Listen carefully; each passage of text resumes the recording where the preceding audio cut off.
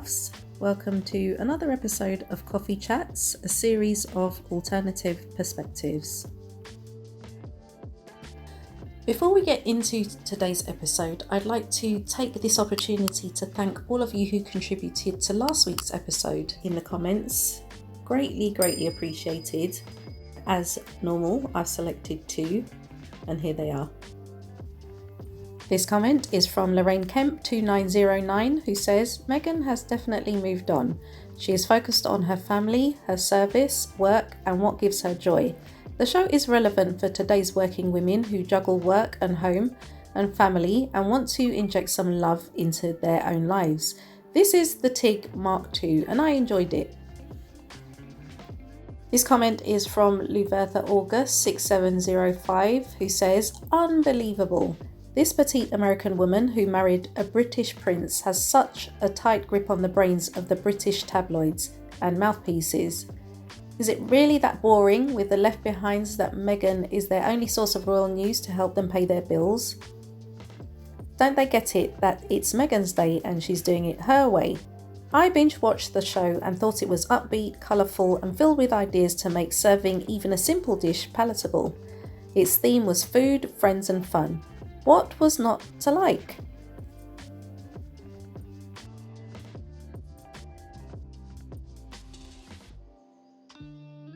Next, what's your beverage of choice today?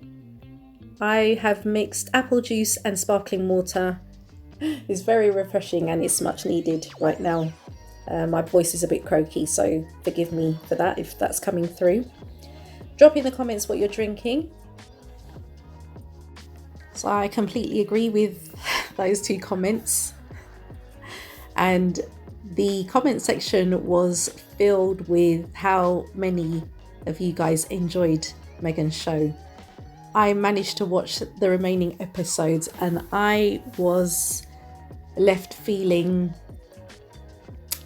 really uplifted, really even more happy for them because the support that they have around them, you can see that it was very much appreciated. Now you would have thought with all the frenzy regarding Meghan's show last week that would have died down. No guys, not in the UK. Not in the UK. They still have plenty to say. And this is what I want to continue to talk about this week. There was a line that Meghan had said in the show. We're not in the pursuit of perfection. We're in the pursuit of joy. And this is why I've called this episode The Beauty of Imperfection. I love things to be in order, whether it's in my professional life or my personal life. I like things to be where they're supposed to be.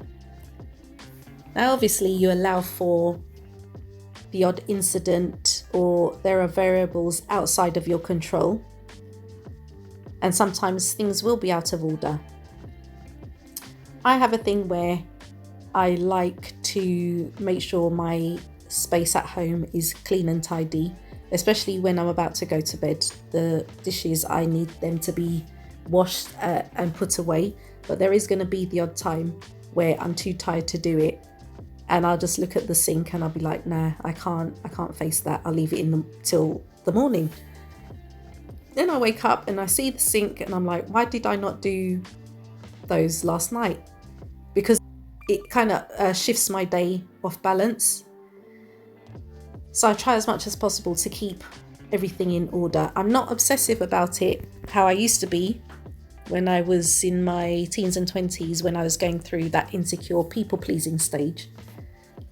There are many of us who still go through that. There's another YouTuber that I follow. She is from Texas, but she lives in California. I think she used to reside in Altadena, where the recent LA fires were.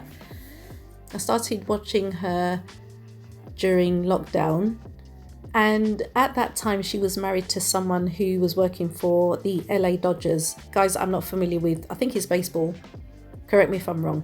But he used to be a commentator for them. And I used to watch their videos. And he You know, you can pick things up through a screen. You could tell that she was faking happiness because this guy, I just don't believe that he liked her. She's a perfectionist. She likes everything, you know, proper perfectionist, and she has a hang up about it. And for her audience, she needed everything to be perfect. She got married to this guy, I think, when she was 20. I can't even remember, but she was quite young. And I think they met on a dating app. Anyway, this guy, I just got the vibe that he did not like her. She has an autoimmune disease, she has lupus and she has celiac disease as well. Her food has to be gluten-free. On top of that, she's having to please her husband and not upset him in any way. And there was one of her videos where she showed that all her nails had fallen out. And I immediately married that to the stress that this guy put her under. Because she wanted everything to be perfect. She didn't mention him, that he may have been the cause of it. Then a couple of years ago, she did a video about her divorce. They were going through a divorce, and you know, there was that whole journey that she took us on. She's now married to someone else, and the difference in her is remarkable. She's a lot happier. She's a lot more safe because she's in a relationship with someone that really takes care of her. She still lives in California, and she took 6 weeks off YouTube at the beginning of the year because she wanted to reevaluate her relationship with the internet, because she's another one, as I spoke in last week's episode, who's received a lot of criticism online because this first husband turned out to be an underage interactor. You guys know what I mean when I say that. I don't want to use language that's going to flag up this video.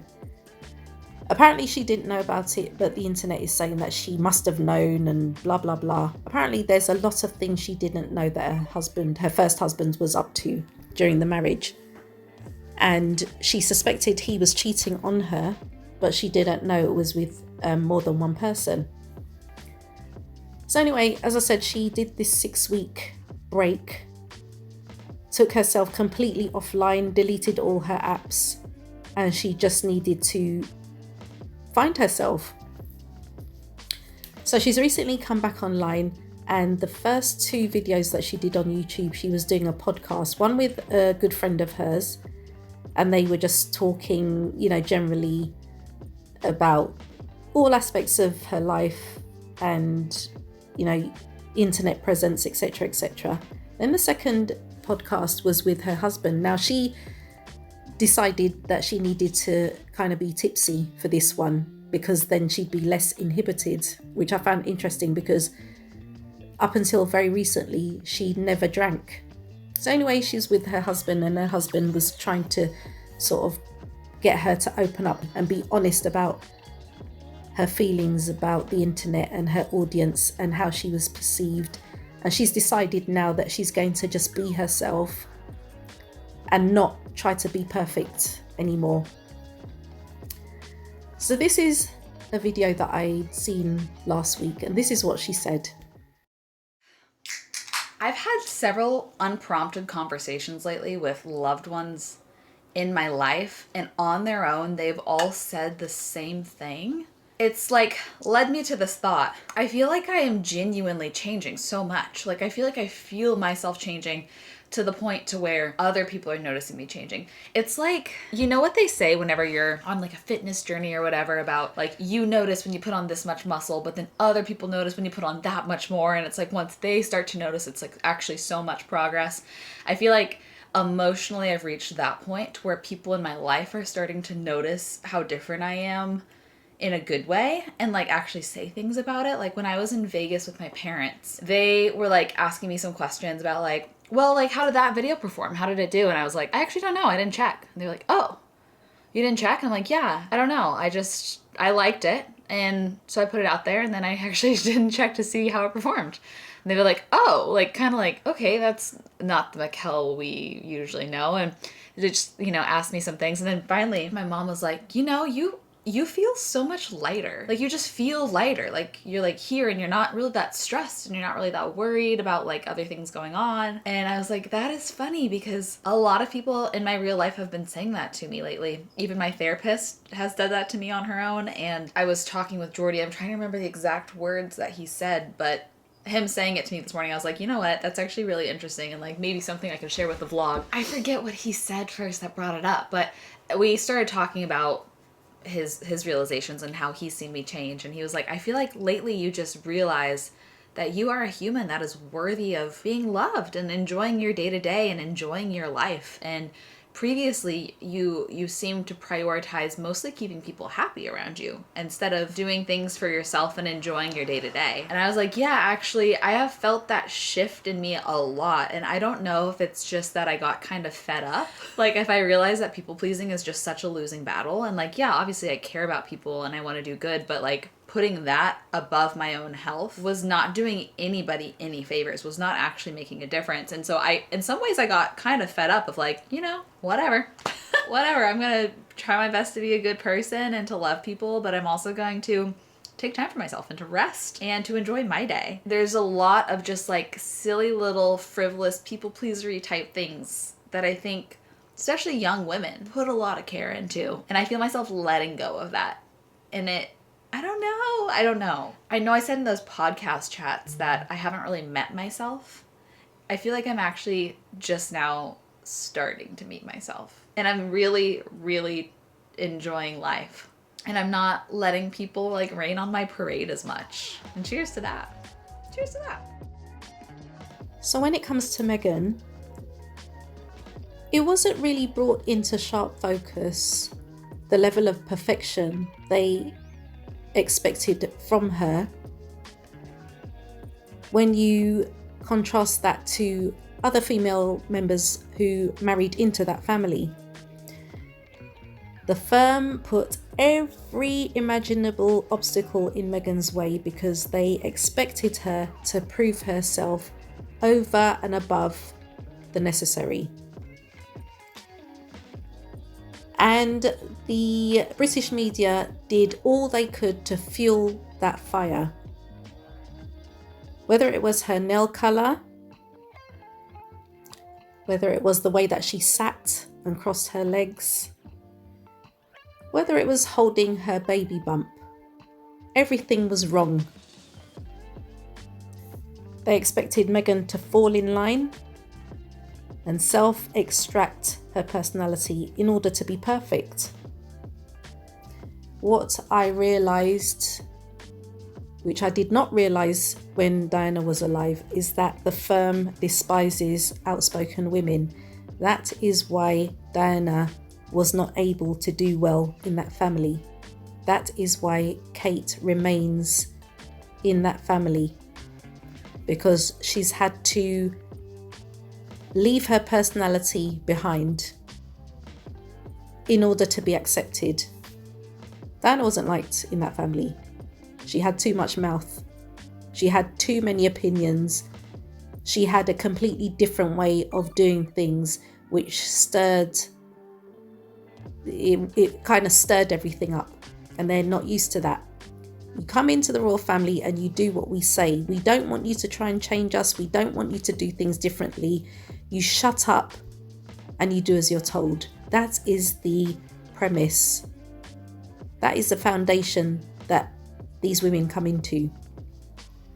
And like Diana, Meghan was not going to do that. As an accomplished woman, why is she going to dumb herself down when she knows that, especially as a woman of colour and the significance of the royal family in relation to the Commonwealth, she was the perfect person for that role? And again, the firm didn't like that, because it's like, well, you're now going to have the focus on you because of who you are. But even though that may have boosted the royal family's popularity, they still didn't want that. And that's why they shifted the goalposts every time. And Meghan could not do right for doing wrong. So while I was working earlier today, I had This Morning in the background. And I had to share this with you guys because I couldn't believe what I was hearing. Okay, here's a quick look at what else we've got coming up today. Whether you love it or hate it, Meghan Sussex's new series has got everyone talking. So, Clodagh is going to be putting one of her most controversial recipes to the test. Clodagh, tell us more. I know, I love testing out a recipe. Great. So this is the most talked about pasta dish in the world right now. It's from the first episode of her series. It's called she calls it single skillet spaghetti, or she also calls it but it will be interesting to test out, you know, and see if it works or can it be improved. What was different about it? I think you were saying, what was different about it to a traditional spaghetti? What was different is that everything is boiled together. So it's basically boiling tomatoes, boiling garlic, boiling pasta, boiling the greens, all in one pan. In one pot? In one pot. We love a bit of that. Well, let's see. You'll have to find out at 11:40. It looks great. Does it taste as good? We'll find out, Clodagh. Thank you. Hi there, welcome back. We got lots more coming up on today's show. Yes, one critic called it a crime against Italy. Really? It's a bit dramatic, Does isn't a it? little. It's a bit dramatic. Come on. After Meghan Sussex's one-pot spaghetti sent the internet into a spin, Clodagh is in the kitchen and she's ready to put it to the test. Why has it sent everyone into a spin, Clodagh? Because all of the ingredients have been put into one pan, including the garlic and the pasta, and boiled together. I mean, I actually didn't realise that it was causing so much of a stir. It's all people are talking about in the studio this morning, and I put it up in my Instagram stories, and I'm like, oh my God. Yeah. People have such opinions about it. I feel like they should leave her alone a little bit now, but Yeah, we're going to test we'll it, test aren't we? it out. Let's We'll test see if it works. Let's test it. You're making it for me, Clodagh. I'm going to love it regardless. Yeah, Don't worry I about it. will eat it. Now, I half expected what happened next to happen. With a program like This Morning, when they have cooks coming in to share their recipes and the presenters get to eat the food, 9 times out of 10, if not 100% of the time, whether they like the food or not, they will be moaning with excitement about the food once they've had it in their mouth. Like they've never tasted anything better.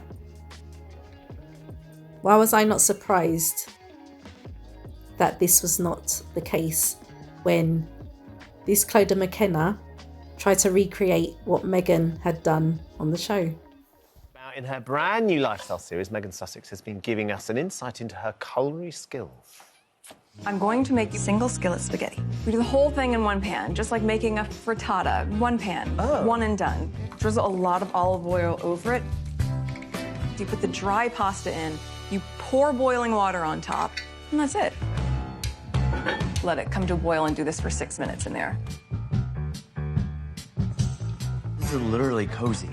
It's like that Beyonce song. Yeah. Cozy. Cozy. Is it when David says, oh, he sounds quite surprised by how she's going to do it? Oh, the fact that she's boiling everything all All in one together. pot. Well, let's see. Meghan's single skillet spaghetti has caused quite a stir online, so we thought we'd have Clodagh put it to the test. I know. No pressure, Clodagh. I'm excited about it. But it has caused quite a stir, this, right? It has caused quite a stir, pardon the pun, because you do stir this pan a lot. I basically decided that I'm going to test this, not think that about the fact that it's Meghan's recipe. Yep. I'm just going to test it as if it's a recipe that I'm bringing on this morning. Sure. Excellent. And see, is it good enough for TV? Is it good enough to share with the nation? Because I think that's what the recipe should be. It certainly looks good enough. I mean, well, it's the proof's in the tasting, but it looks delicious. The proof is in the beautiful. tasting. OK, actually, no, we take this off the heat first. I've got to get into her mindset. Go on. OK, so there's no heat on this, OK? We're putting in the tomatoes with no heat on there. And then we're putting in sliced garlic on top of this.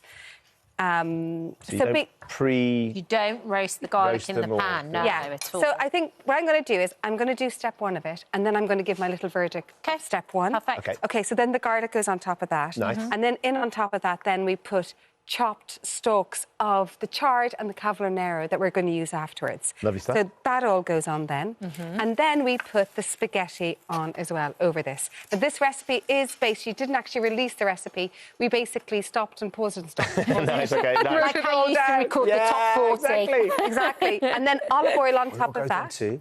and then sea salt. Can I just say, this is my sort of cooking right now. Just whack it all in and then... I mean, it is really easy, isn't it? Yeah. There's no bad news there. But have you got a food show? No, it's a good point. It's a good point. Got a lovely No, cardi I'm there. joking. Not yet. Not yet, Chloe. I'm joking. And then lemon on top of this as well. So it's a lemon zest in on top of this. And then, this is the big thing that's got everybody kind of in a stir, and I think especially initially. So you're zesting in the lemon. So that's all good. What, putting the lemon in now? That's the big thing. No, it's this thing here. This thing? What's about to happen next? So then this isn't over the heat or anything. And then you're putting in, she says, 3.5 cups of water. Basically, you just want to cover the pasta. Yeah. And that goes on like that. And that's the first part of it. Let me just turn this one off, because this one is kind of going... That's going for it. That's going for it over there. Can you turn that one off? It's not gone off yet, Clodagh. Okay, is it not? No. Is it off now? Can you There we see go. it there? Okay, and then you cover that and you let that cook for 6 minutes, okay? So you let that cook there for 6 minutes. The changes I would make to this really quickly is when you boil vegetables, when you boil tomatoes, garlic, chard, or thing, you're never going to get the best flavour from them. Right. Because you're boiling it and you're not charring it. So the change that I would make to this, if I was testing this recipe to bring on to our show, I would put olive oil on over the heat. Then I would add in the tomatoes in their vines. Yes. Because the vines give great flavours. You don't have to spend the time chopping the tomatoes. Put on a high heat and they will blister. And then you just take these out at the end because these add so much flavour. Yeah. I would cook off the garlic because you need the garlic to be a little bit cooked. And then after that, then I would start putting in other ingredients in there. So this is what it's like when it's, we'll say, 6 minutes cooked. And then what she adds into this is she puts in, let me see, she puts in all these greens, which is chard. Lovely. And cavallonero. And then she also puts in parmesan, which when I watched it yesterday, I was like, oh no. So she was grating her parmesan in the big side of the grater.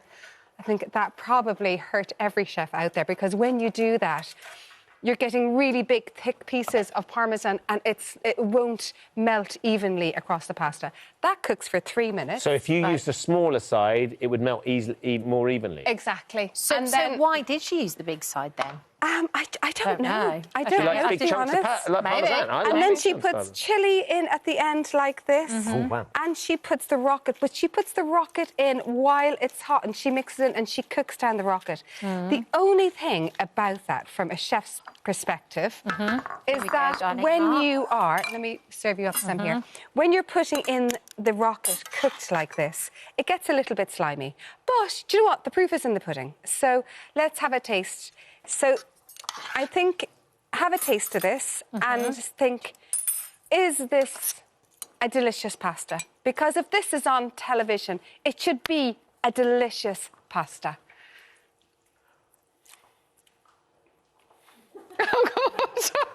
So I hear what you're saying. It's the fact that it's that simple for me is a real big advantage. I'm not sure it's got as much flavour as the things that you would usually make for us. Yeah. Like, usually the things that you make are bursting. You can take the tomatoes, you can taste all the herbs and stuff that are going into it. Yeah. Do you think, is it a little bit bland?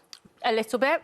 I'm sure kids would love it though too, which is what she says on the show. Yes. But yeah, I would oven roast the tomatoes before. My thing with kids is that it's really important to teach children flavours from their kid when they're younger. Yeah. Because that entices them to cook. It gets them understanding about flavours. I like it all going in one. The pasta's cooked brilliantly, though. Yep. The spaghetti's fantastic. Yeah. That's all delicious. Excellent experiment, Clodagh. Thank you. Now, a few things with this so-called experiment. I am convinced that they were never going to like this recipe in the first place. Clodagh McKenna, I only see her when she pops up on This Morning. She doesn't have a cooking show, it's at least not in the UK. She might do in Ireland, where she comes from, but I've never seen her have her own cooking show. With regard to the ingredients, they are almost certainly store-bought. The veggies store-bought. I don't think they're fresh from a garden.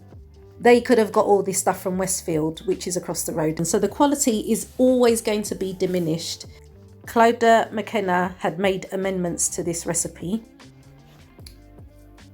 What I remember, if you recall, Meghan drizzled the oil over the veg, and then she placed the dry pasta on top, and then she poured boiling water over the contents of the pot. Clodagh McKenna did not do that. She put everything in, including the spaghetti, on top of the veg. Then she poured the oil over the spaghetti. So she completely, on purpose, I believe, sabotaged that recipe just so that it wouldn't taste nice to Ben and Kat. They were determined not to like it. They were determined to screw up this recipe. And it's highly disingenuous. And I was so tempted to actually send a message to this morning, but I thought, you know what? Let me speak to my house guests about this. So, a so-called chef, how come you don't have your own cooking show? I could be wrong. Maybe she does have one, but I've never seen it. I've never seen it promoted. I've never seen it advertised. I only see this woman on This Morning. But they want to criticise Meghan. Remember, Meghan said we're not in the pursuit of perfection, we're in the pursuit of joy. Meghan never said she was a professional chef. She enjoys cooking. That's her recipe, and it tasted good as far as she and Daniel were concerned. But you want to come and screw up the recipe and make out that it's no good. It's absolutely vile. These people are so vile.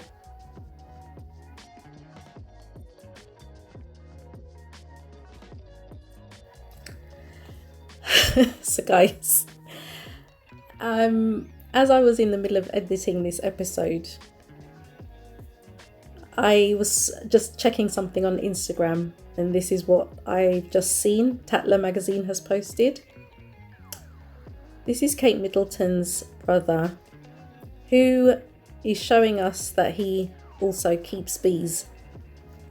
Why is that only being revealed now? We all know why it's being revealed now. I have no words.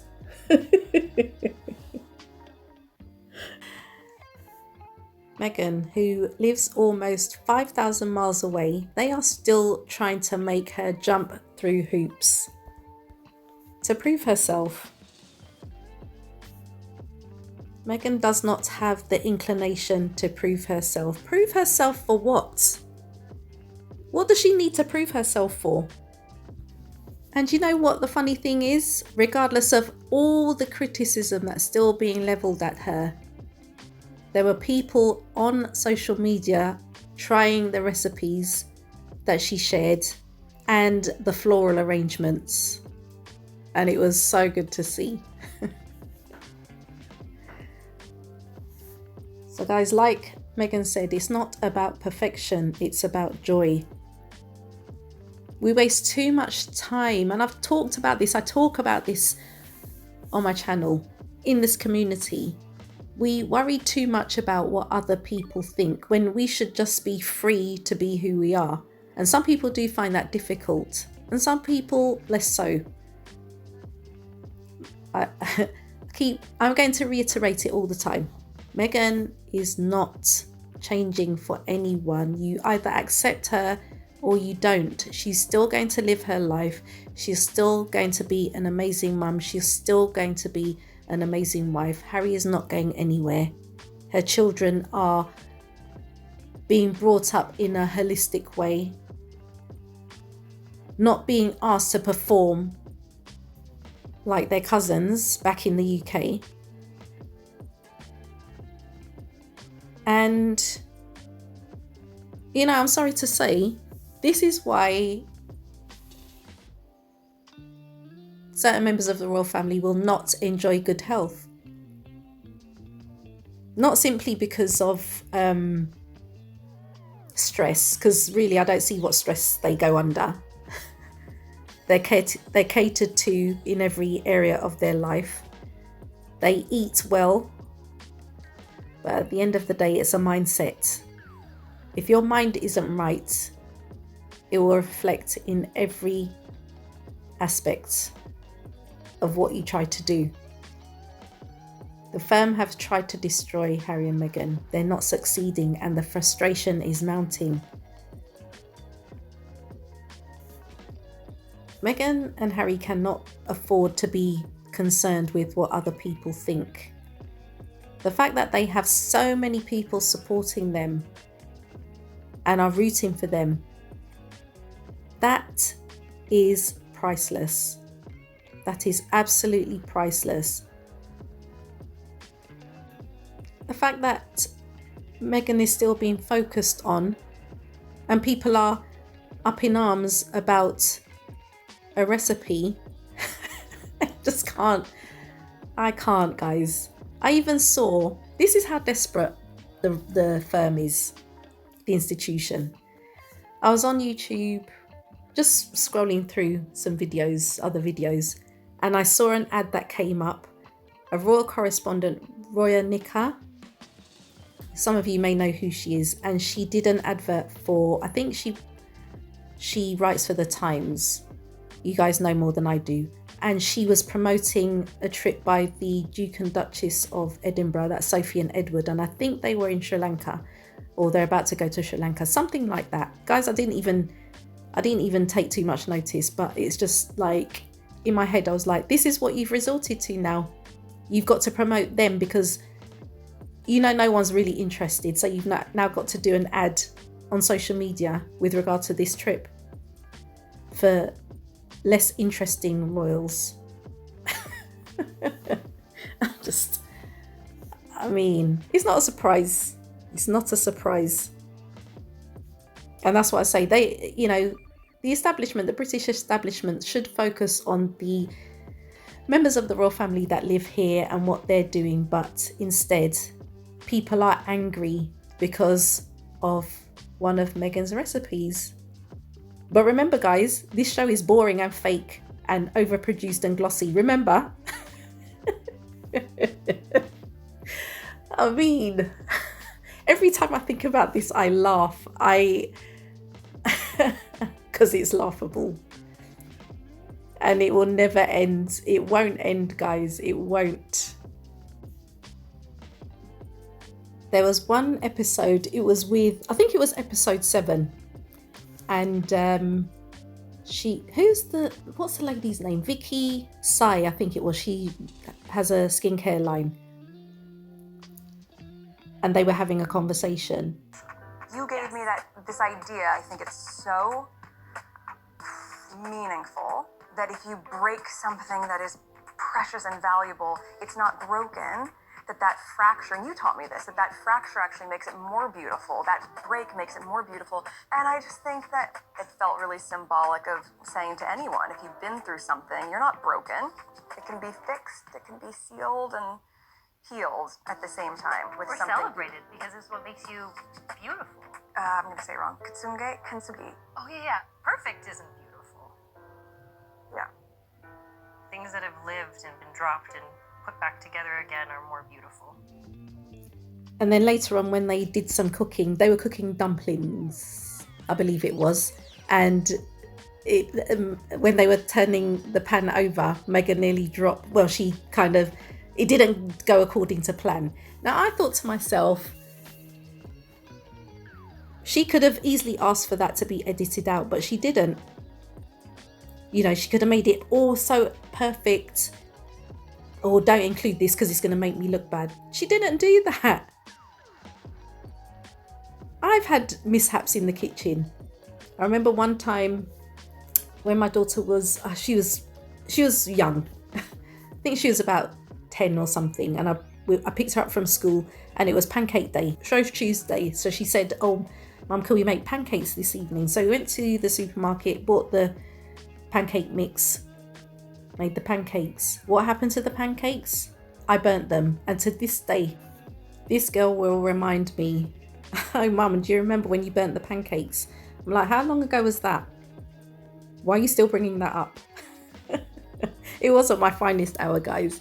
But we all have mishaps in the kitchen. Meghan is no different. Meghan never claimed to be perfect. But they want to force this idea on you that she's trying to be perfect. She has never tried to be perfect. And when you have these deluded people online talking about, oh, Meghan's so unrelatable, you know, no one does that. Like I said last week, there are plenty of people who live the same lifestyle that Meghan does. It's not that uncommon. Even me, who does not live that lifestyle, I have more in common with Meghan than I do with individuals who are travelling around in gold carriages and having their underwear ironed by a butler.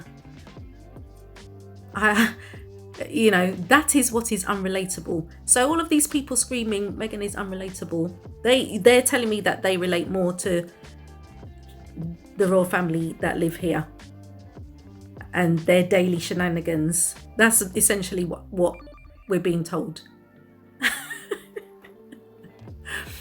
And then you have another cohort of derangers who say Meghan is out of touch. When the trailer was released for the original release date, January the 15th, she was out of touch then. Meghan McCain had energy for our Meghan, and I included that in a video a couple of months ago. Out of touch with everything that's going on, all these world conflicts. And now apparently Meghan is out of touch because we are in a cost of living crisis. People can't pay their rent. How is that? How has Meghan got anything to do with that? How is that Meghan's fault? Why don't you say that to the royal family? Why don't you say that to them? Why is she more out of touch than them, who ride around in gold carriages? Make it make sense, please. Out of touch. Out of touch is the next king saying he can get rid of homelessness while he's got tenants living in mouldy dwellings and still charging them rent. That is out of touch. How dare these people? People that don't think before they open their mouths, and they have so much smoke for Meghan. So guys, it's over to you now. What do you think? I always ask you what you think because your opinions are valuable. With regard to perfection, are you a perfectionist? Is it something that you still, I'm not going to say obsess over, but that is actually what I mean. Do you find it draining trying to be perfect all the time? Do you have a facade that you present to people who don't know you? Are you just yourself a lot of the time or all of the time? What do you think about this idea that you have to extract your personality in order to be accepted? Are you a people pleaser? Because I think that's something that pervades our society, especially amongst women. We don't like people to think badly of us. Not understanding that there is liberty in just being yourself, whether people are accepting of you or not. I think we just have to get to a stage where we're just at peace with ourselves. We just have to accept ourselves before anyone else can accept us. So it'll be interesting to see what you guys think. I'd appreciate you leaving your comments, and as always, I'll select 2 and feature them on the next episode. In the meantime, guys, I want to take this opportunity to thank you for meeting me for coffee today. Enjoy the rest of your day, and we shall catch up again very soon.